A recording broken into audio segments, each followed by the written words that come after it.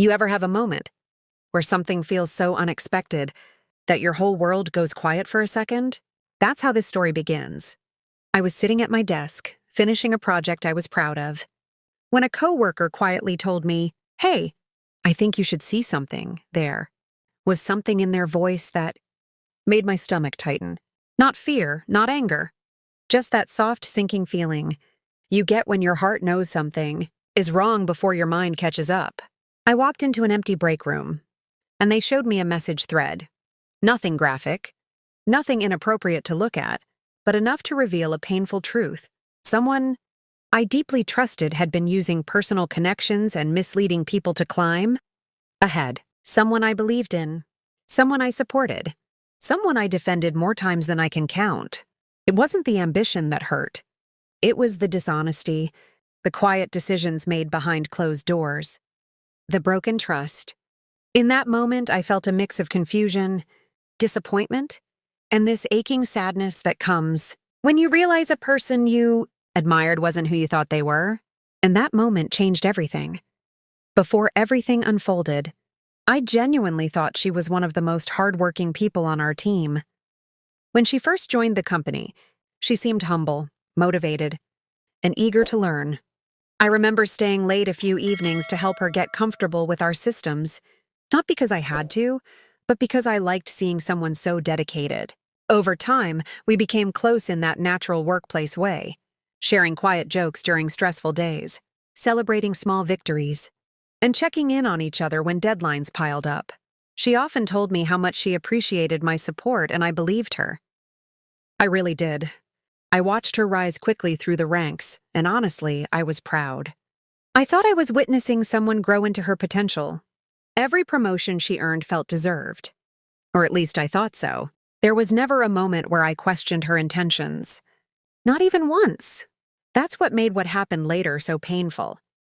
When you trust someone, when you respect them and stand by them, you don't expect to discover that parts of their success were built on actions, hidden from everyone, including you. Looking back, the hardest part isn't what she did. It's how much faith I placed in her.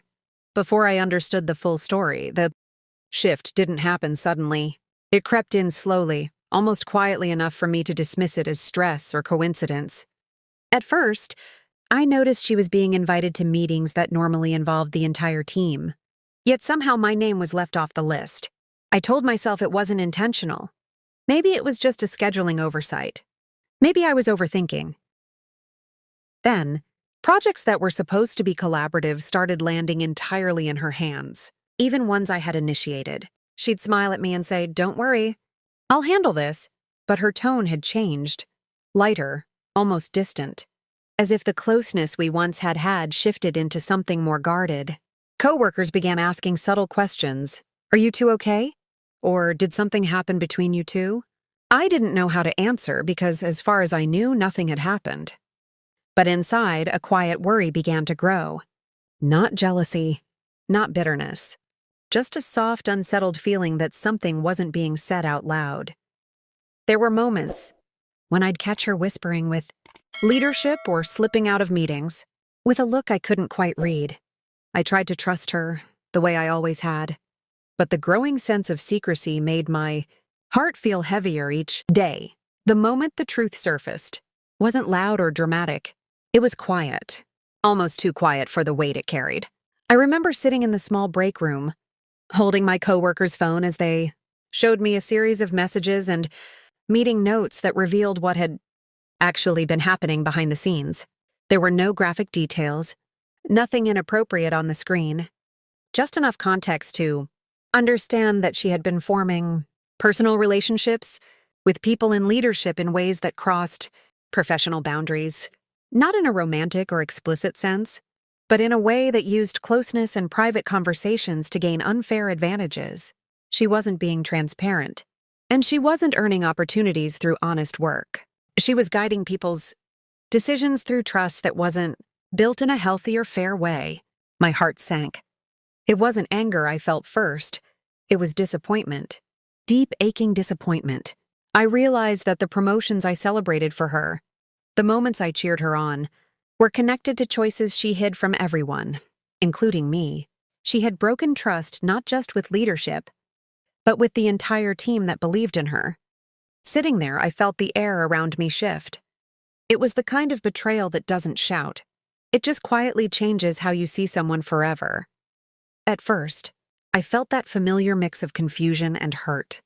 I could have let my emotions dictate my next actions, confront her angrily, gossip, or lash out in some way.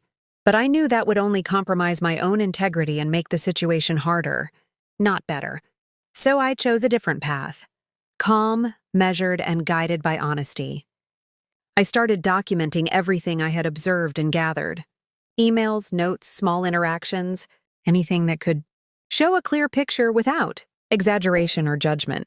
I reached out to leadership, not with accusations or anger, but with questions and the hope of understanding what had been happening.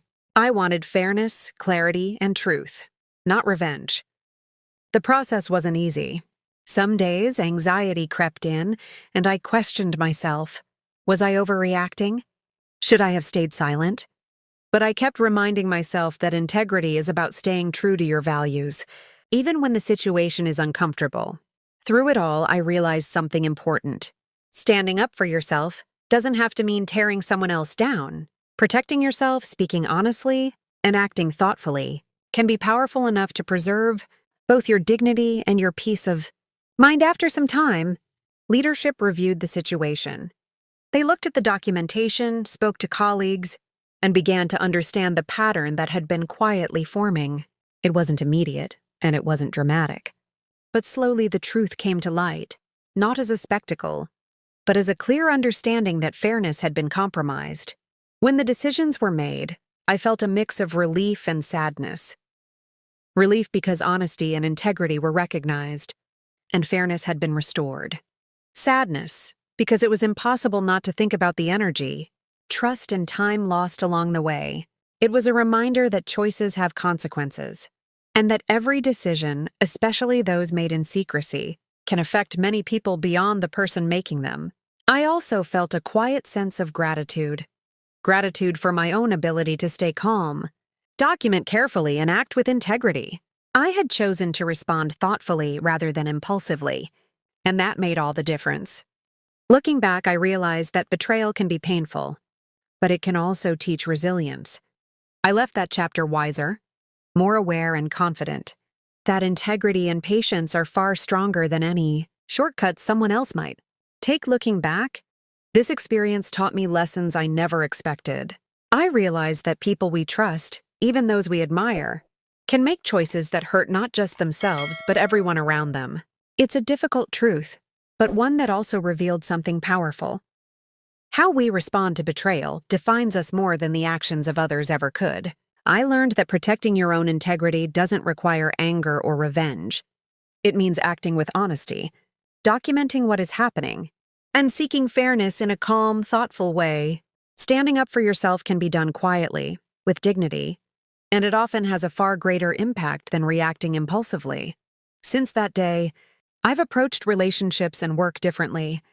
I've learned to trust my instincts, value honesty over appearances, and recognize that shortcuts or hidden strategies might bring temporary gain but often carry long-term consequences. So I want to ask you, if you were in my place, how would you have handled it? I'd love to hear your perspective in the comments below. And if this story resonated with you, please consider liking, subscribing, and hitting the bell so we can share more honest, reflective stories about navigating life's unexpected challenges.